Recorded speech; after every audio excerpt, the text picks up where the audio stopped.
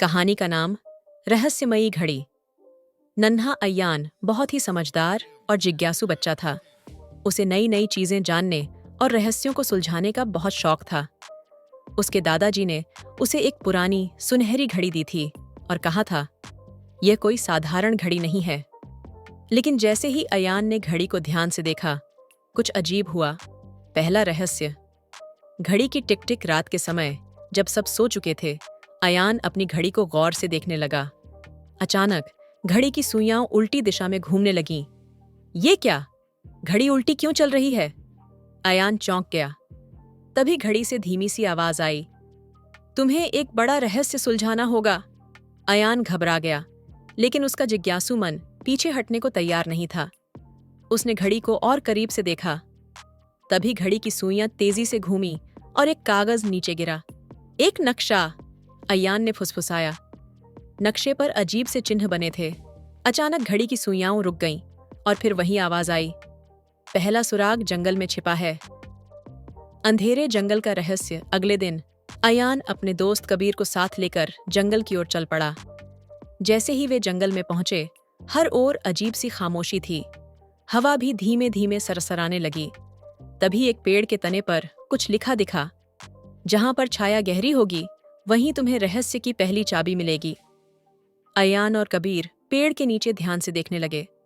अचानक जमीन थोड़ी धंसी और वहां से एक छोटा सा लकड़ी का डिब्बा निकला। इसमें क्या हो सकता है? कबीर ने घबराकर पूछा। अयान ने धीरे धीरे डिब्बा खोला और अंदर से निकली एक चमकती हुई चाबी। तीसरा रहस्य। रहस्यमयी महल नक्शे पर अगला निशान पुराने वीरान महल की ओर इशारा कर रहा था। अयान और कबीर वहां पहुंचे। महल बहुत पुराना था, लेकिन अजीब बात यह थी कि उसकी एक खिड़की चमक रही थी। क्या कोई अंदर रहता है? कबीर डरते हुए बोला। अयान ने हिम्मत जुटाई और दरवाजे पर हाथ रखा। जैसे ही उसने दरवाजा खोला, अचानक एक जोरदार आवाज आई, कौन है? दोनों के दिल की धड़कन तेज हो गई, लेकिन अंदर जाकर देखा तो वहां कुछ नहीं था। बस एक बहुत बड़ी घड़ी टंगी थी। उसकी सुइयां एक ही समय पर इधर उधर घूम रही थीं। अयान ने चाबी को घड़ी के अंदर डाला और तभी घड़ी के बीच से एक दरवाजा खुल गया। दरवाजे के पीछे अंधेरा था, लेकिन अयान ने हिम्मत दिखाई और अंदर चला गया। कबीर भी उसके पीछे पीछे आया। अचानक दोनों को ऐसा लगा जैसे वे किसी सुरंग से गुजर रहे हों। सामने एक बहुत पुराना कमरा था।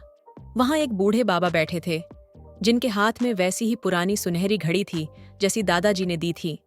बाबा मुस्कुराए और बोले, अयान, यह घड़ी बहुत खास है। यह समय के रहस्यों को सुलझाने वालों को ही मिलती है। तुमने इसे समझने की कोशिश की, इसलिए अब तुमको एक तोहफा मिलेगा।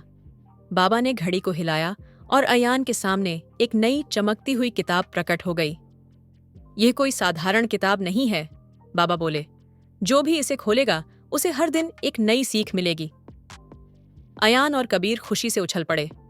उन्होंने किताब खोली और पहले पन्ने पर लिखा था, ज्ञान ही सबसे बड़ा खजाना है। अयान समझ गया कि सबसे बड़ा रहस्य यही था। उसने बाबा को धन्यवाद दिया और फिर जब उसने आंखें झपकाईं, तो वो फिर से अपने घर में था। क्या ये सपना था? अयान ने खुद से पूछा, लेकिन उसकी टेबल पर वही चमकती हुई किताब रखी थी। अब अयान ने ठान लिया कि वो रोज इस किताब से कुछ नया सीखेगा और अपने दोस्तों को भी सिखाएगा। सीख, सच्चा खजाना सोने चांदी में नहीं, बल्कि ज्ञान में होता है।